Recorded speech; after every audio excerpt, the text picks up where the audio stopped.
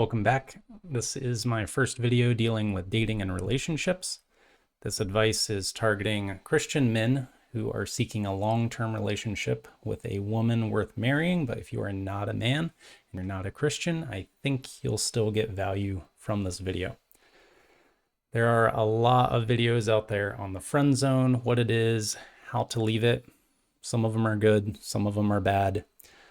I'm going to try to break it down to you so it's really simple, no nonsense. You can understand why you are in the friend zone and what your optimal strategy is.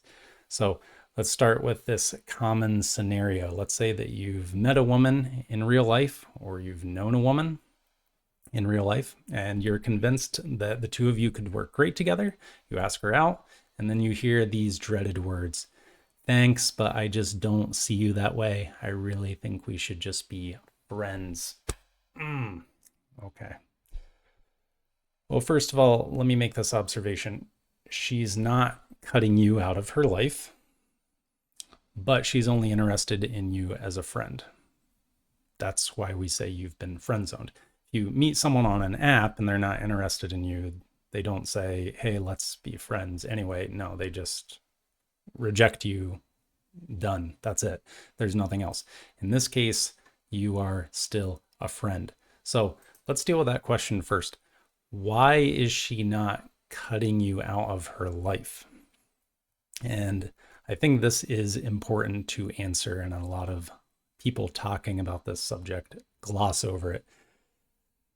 But it will help us understand how we should react and move forward and think about the situation. So the first possibility is that she actually wants a platonic friendship with you. And I'm not the guy that's going to say that platonic friendships are impossible, but they are rare. At least true bi-directional mutual platonic friendships, which in this situation has already been ruined. It's already been admitted that one of the parties is romantically interested in the other party. So there's always going to be some imbalance there in this situation.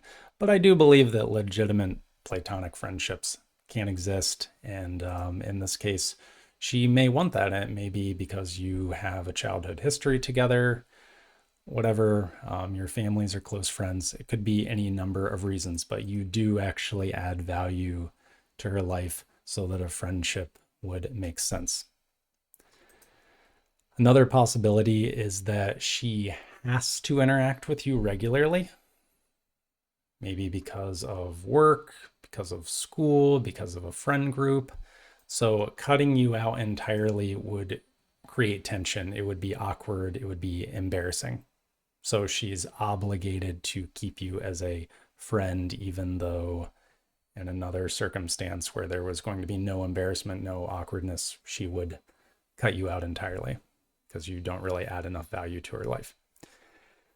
Third possibility is that she actually has no interest in you as a friend at all. And there isn't even an obligation there for you two to be friends. But she's just too cowardly to say that you're rejected, that she's not interested in you. So she's just going to save face by saying she wants a friendship. That is a possibility. So as you consider the person who friend zoned you, maybe this will help you make sense of your situation. But answering this question does not answer the question of why you actually got rejected romantically. So we're going to dive into that now.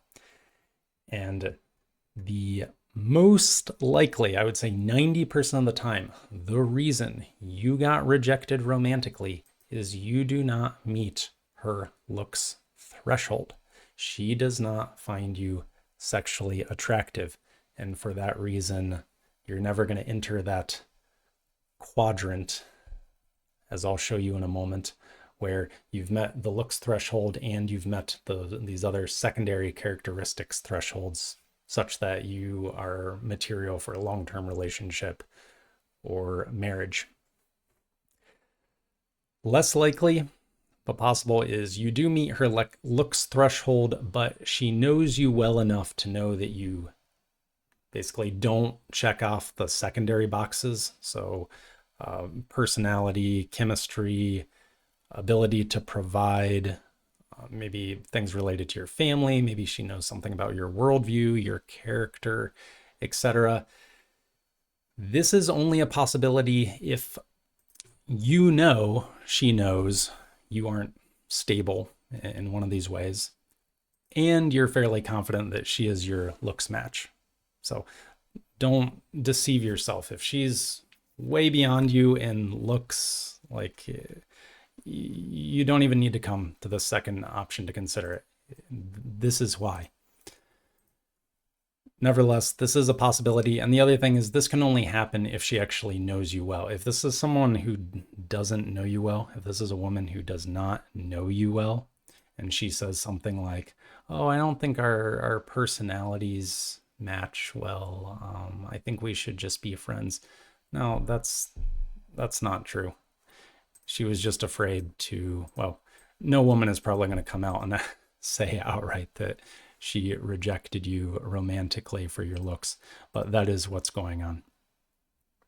So another less likely scenario, again, we're talking about the 10% scenario, is that she does think you're husband material or long-term relationship material, but she has better options than you right now, and she just wants to keep you in her orbit as a backup option in the event that her best options no longer become available. Usually the better option is going to be other guys, and if she's good looking, it almost certainly is other guys. Good looking women always have options. That's just the way it is. But it is possible that her other options aren't other men. So it is possible she's in a place in life where she is highly, highly focused on school, career, healing from something. Could be any number of things. But again, don't look too deeply into this. I almost hesitate to list out this reason, because it's impossible to validate. It's very, very difficult to validate. And so I am worried a little bit by mentioning this, that there's some men that are going to think, oh, okay, well, I'll just play the waiting game, and that's my best option. No, if you play the waiting game, you've almost certainly lost. So even if C is true, you're actually best served by just assuming that it's A. I mean, that's what I do. If a woman rejects me, if she's not interested in me, I just assume, unless there's like something obvious, like distance, or she's explicitly stated that she doesn't date divorced men or men with children, even then she could be bluffing. But I generally just assume that it's looks related, and that keeps it simple, because I know how to self-improve in that area. I can't self-improve in the area of having never been divorced or not having children or something like that. I can only self-improve in areas like looks. So that's what I'm going to just assume, because that is the most actionable approach. So let's go to this this chart, this graph I have called quadrants. And this is a simple guide to understanding sexual relationships. This hopefully will help you understand the friend zone a little bit more, and just attraction theory in general, at least the attraction theory that I'm going to promote on this channel. So we have two axes, of course, and on the y-axis, now let's start with the x. The x-axis is the primary characteristic that drives sexual attraction, which is looks, face, height, body, race, and to some extent age. I do think age is a bit overrated as a looks-related characteristic. There's some black pill YouTubers that think age is super important. I actually don't entirely agree with that. I think other if you're strong in the other areas, it can definitely wash away the sin of old age. But anyway, that's the primary characteristic, looks. That's the primary driver of sexual attraction. I'm a strong believer in that. I do, again, believe in the 90-10 rule, where maybe 10% of secondary characteristics may tie into this. And there's also some people that have niche appeal, in which case, you're maybe attracting a woman who's heavily preoccupied with, say, a particular hobby, and so she will weigh that more heavily. That can happen, but again, we're getting into the rare scenarios. The primary driver of sexual attraction is looks. Just beat that into your head, because it will help you make sense of female behavior. It will do a much, much better job of making sense of female behavior than the other theories you've heard out there of just be confident, just have a good personality, just get involved in church, and she'll see how godly you are and how much you love serving. Those are all good things, wonderful things, but this is what is actually this theory of looks I have here. I mean, this is what will actually predict female behavior. You can take it to the bank. All right, and then on the y-axis we have secondary characteristics, worldview, character, personality, what is called chemistry, which is kind of a waste bin term for personality, humor, how much you enjoy being around the person, etc.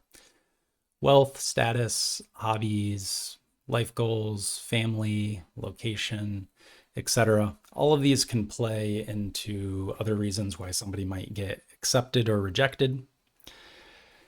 And so I view attraction as these check boxes. And the first checkbox that has to get checked if you want to have success with a woman romantically is this looks checkbox. That's also what I call the looks threshold. And then once you have made it through that threshold, once you've passed that checkbox, then she will start evaluating your secondary characteristics. Both have to be there for marriage, though. I'm not advocating at all this idea that only looks matter and that's the only reason people get married. No, not at all. I'm just saying that is the first threshold that has to be crossed.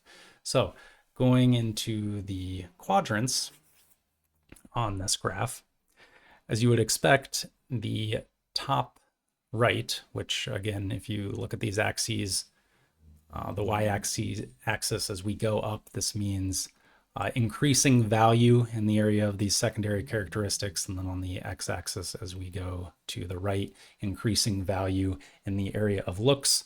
So if you wanted to plot people you know, or plot women you meet, or how women would plot men they meet, somebody who's up here in the very top right, that's considered an extremely high value man.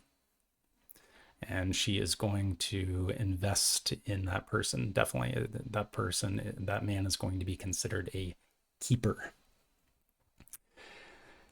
And yeah, a Christian is going to pursue that person for marriage. A non-Christian who isn't interested in marriage will pursue that person for a long-term relationship, most likely. Exceptions being if somebody is just mentally unhealthy in some way. And even though they know somebody is very high quality, for some reason, they're going to gravitate back to the other quadrants. But normally, a normal, healthy person, that's a long-term relationship. That is a marriage. If somebody ranks very high in the looks area and very high in the secondary characteristics. Then over here in the top left quadrant is what maybe a promiscuous person would consider their fun zone. So this would be like one night stands, friends with benefits, F buddies. I think you can guess what F stands for there. These are the people who they are sexually desirable, but that is where their main value lies in maintaining a relationship, is just what they provide sexually. And of course, Christians would do well to avoid these people. Otherwise, yeah, that's just a incident of promiscuity waiting to happen. Then down in the bottom left quadrant this is the harsh zone. This is the Chuck zone. which, by the way, if any of you were in, say, like a public school like I was, you might remember kids at the lunch table playing that game called F, which again stands for something else. F, Chuck or Mary. I remember girls playing that in my high school where they would point to a guy and say F, Chuck or Mary. And so it was really these zones. Which of these three zones would you put that guy into? So we've already done the Mary zone, we've already done the F zone, and now we're in the Chuck zone. So these are people that both promiscuous and non-promiscuous people will avoid. They're just low value in both the looks category and the secondary characteristics category. They do not add enough value. We don't want them in our lives. And if a guy in this category approaches a woman, this is when guys get listed as creeps or defined as creeps or losers. Now, yes, there are some women who will define somebody as a creep or loser just based on looks, but even Christian women will regard some men as creeps or losers if they know for a fact that they're failing drastically, not only in the looks area, but in the secondary characteristics area. And then we have the last zone, the zone that we are in for today's topic, and that is the friend zone, the friend quadrant. So this person has successfully passed the threshold in terms of secondary characteristics. Maybe you share a worldview, some hobbies, etc., but they're just not swinging hard enough in the area of looks. And so that person is going to be friend zoned. So they bring enough value to justify a friendship, but not enough sexual attraction to justify a sexual relationship. So you can probably take most people of the opposite gender in your life who are marriageable, single. You can probably put them in one of these quadrants. Go ahead and try it. I think you'll find that it's pretty useful to categorize and understand how you relate to people, even subconsciously. Even if somebody says, no, I don't think in these terms. Well, maybe you don't. I believe you don't. I'll take it at your word that you don't consciously think in terms of these quadrants, but you act that way.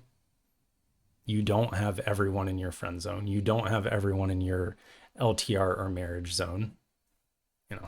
So it doesn't matter what people say. It matters what they do. Now back to the main discussion. Oh, and by the way, I'm going to do a longer video on that. What I just did was actually pretty long already, but I wanted to share that graph now because that kind of thinking will permeate most of my dating videos on this channel. So since this is my first dating and relationship related video, I wanted to go into it in a bit more depth.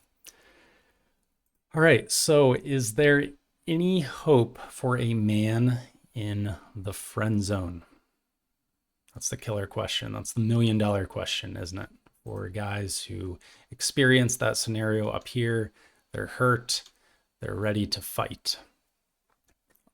Well, let's start with this. And this is one that you might have never seen in a video on this topic. You can stay in the friend zone. If you think this person would best be in your life as just a friend, and you recognize you don't really ever have any chance of it being more than that, or you just don't particularly care, maybe it was a girl who's kind of cute and she's also a Christian, and yeah, sure, we'll ask her out, and she friend zones you. You say, okay, that's fine.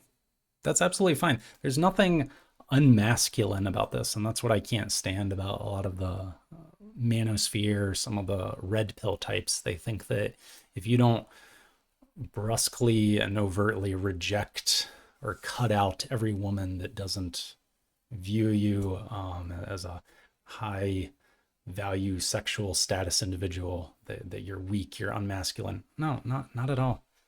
Just do whatever you want. Just recognize that if you stay in the friend zone, you are going to stay in the friend zone. You're not going to leave it. You don't delude yourself into thinking that you're going to reveal more and more of your wonderful personality over time, and she's going to suddenly overlook the fact that you have a weak jawline or whatever characteristic in you, maybe your height, whatever characteristic in you is not working for her physically. So at this point, there's always going to be somebody that says, oh, well, I know a guy who stayed in the friend zone, or I was a guy who got friend zoned, and well, we've been married now 30 years, so I guess that's disproven. No, exceptions don't disprove the rule. And I'm happy for you, for that guy, for you. If you are an exception, I'm happy for you. That's great. The reason I'm not going to hold you up as this example to emulate is there's nothing in your example to replicate. You can't replicate something that is basically just caused by luck. Or, well, obviously, I don't truly believe in luck, but do we know exactly what changed in her mind? Maybe you did self-improve actually, and you didn't realize how much you had self-improved, or maybe just by chance her other options fell out, or yeah, maybe some strange life situation happened where she kind of realized, yeah, you are my best option. Great, but kind of from a general perspective, we could call that luck, and there's nothing to replicate there.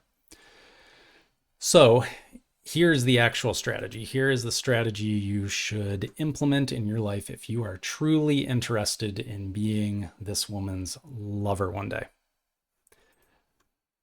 First of all, you need to stop being her friend. You need to stop orbiting her. You need to get out of her friend zone orbit. That might hurt at first. It might seem callous at first, but you have to take that step. We're going to dive deeper into all these steps in a moment, by the way. The next step is that you need to aggressively self-improve, and you should be doing that anyway. Every man should always be self-improving, no matter where he is in life, no matter what his relationship status is. Even if he wants to be celibate his entire life, it doesn't matter. You should always be self-improving. But getting rejected by a woman is oftentimes the catalyst for men making the choice to start self-improving, and that's okay. That's normal. Optimally, I would say that a woman should not be your primary motivation for self-improving, but hey, we're guys, we're men, we're human. That's what happens. We get basically punched in the face by her rejection. It wakes us up and we're like, all right, now I got to hit the gym. Now I got to start working on my finances, etc. Now I need to, whatever needs to change in your life. And then lastly, after you have self-improved sufficiently, then you can try again. And the timeline here is quite important. Obviously, everyone's situation is different. So I'm not going to demand that you wait a certain amount of time or you self-improve for a certain amount of time. But you do need to wait a certain amount of time. You need to go back to her as a different man. You need to go back as a better version of yourself. And if you're not, and if her situation has not changed at all, which is the assumption you should make, you should just assume that she's going to have just as many options in the future as she does now. Then, okay, totally lost my train of thought, but you need to wait X, generally months, maybe a year, even 2 years. And there's no rush. And I'm kind of getting ahead of myself. But a big takeaway from this section is that as you become a better version of yourself, you might even find that you're not that attracted to her anymore. You might realize, wait a second, I can attract other women on that level, and now I'm the one with options. So that's a good spot to be in. That's a spot that every man wants to be in, is realizing that he has options in the dating market. All right, I already went into a lot of depth there, but let's do a strategy breakdown. So first of all, before you try to execute these steps, you need to stop pedestalizing her if you are pedestalizing her. And for those of you maybe who aren't English or don't speak English as your first language, you're not sure what that word means. Pedestalize means, elevating in the special position of importance and preeminence. We would say putting them up on a pedestal. Basically treating her like she's really, really special. Think of the Yas Queen memes, that kind of thing. No, she's not a queen. She's not special. She's not the only Christian on earth who happens to be cute and also watches anime. Whatever reason you decided in your head that she's so special and so wonderful and she's made for you. None of that's true. You have to get that out of your head. And if you don't, then you're going to get one-itis, which is thinking that some woman is made for you, is the one for you, capital T, capital O, and that your life is going to be less if you're not with her. Like if you don't end up with that woman, you are basically you're going to experience a less satisfying life, a less satisfying existence. You've got to get that out of your head. Because if you don't, nothing else matters. Nothing else matters from this point on. You've already lost. And that'll come through, that'll manifest itself. One-itis, pedestalization, it will always manifest itself in how you interact with her. And she's going to grasp subconsciously or whatever. She's going to recognize that you're eager, that you're weak, that you're desperate, and it's going to be it's going to work against you. It's going to work against you. All right, so what does it specifically mean to stop being her friend? Practically, it means cutting off any and all unnecessary interaction.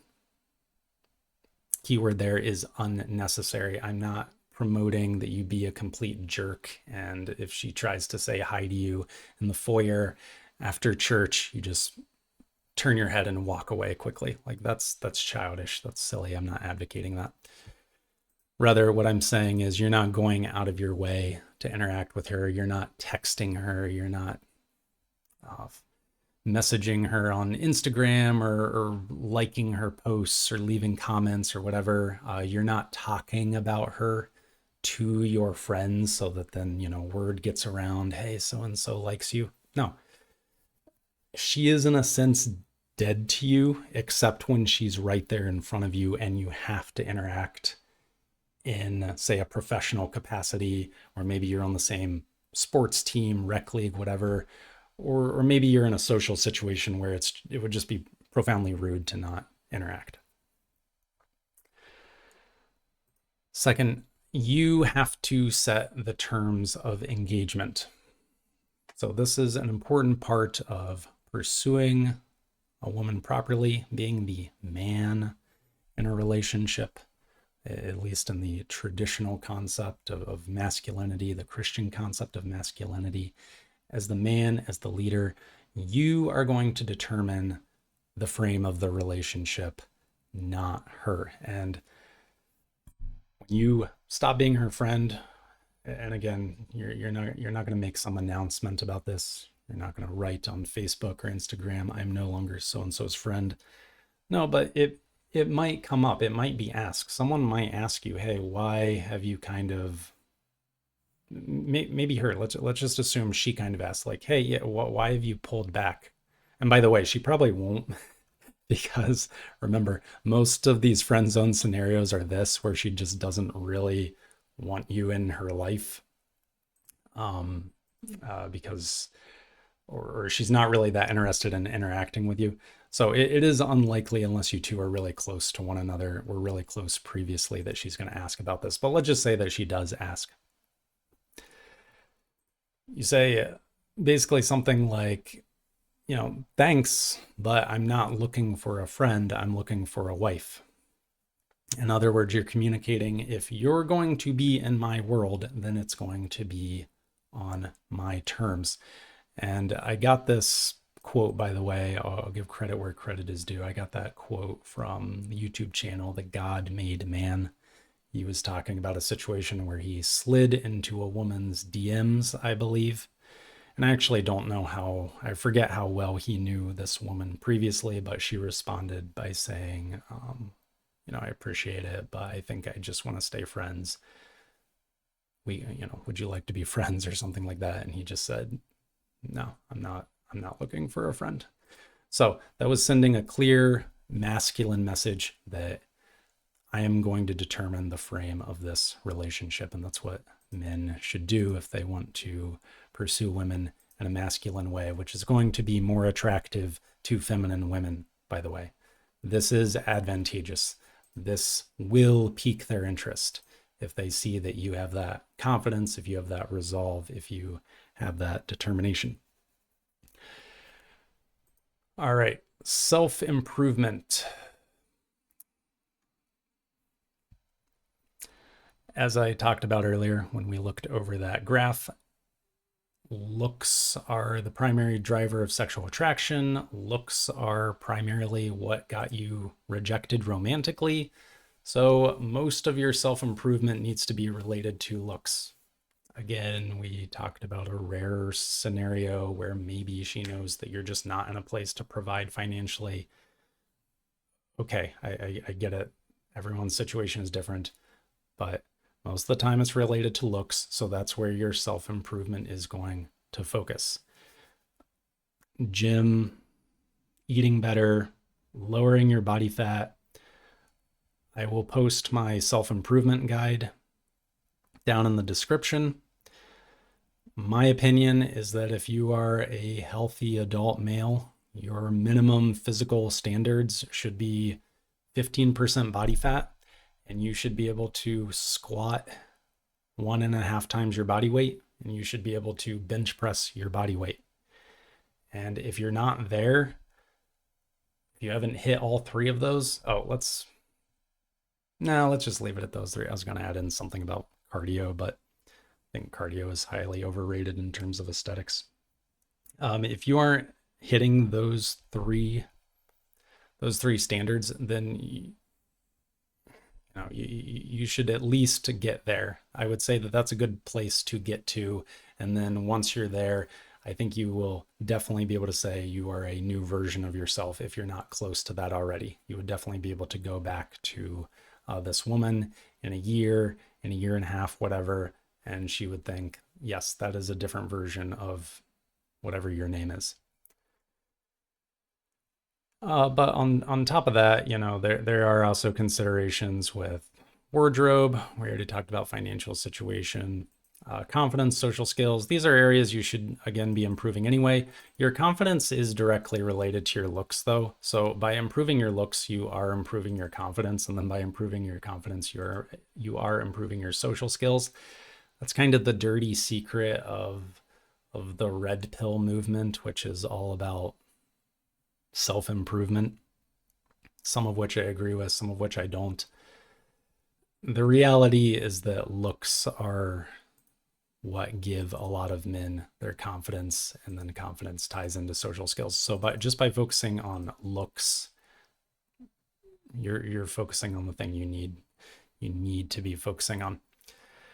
All right, so after you have self-improved for a year and a half, you are going to ask her out again or initiate again, or not, because maybe she's going to be long gone. Maybe she's graduated. Maybe she's changed churches, moved, maybe whatever. Maybe she has had the opposite of a glow up. You've had a glow up. Maybe she's had a glow down and you're no longer attracted to her. None of that matters. You were always doing what you should have been doing anyway, which is self-improving. And you don't have one-itis anymore. Hopefully you don't.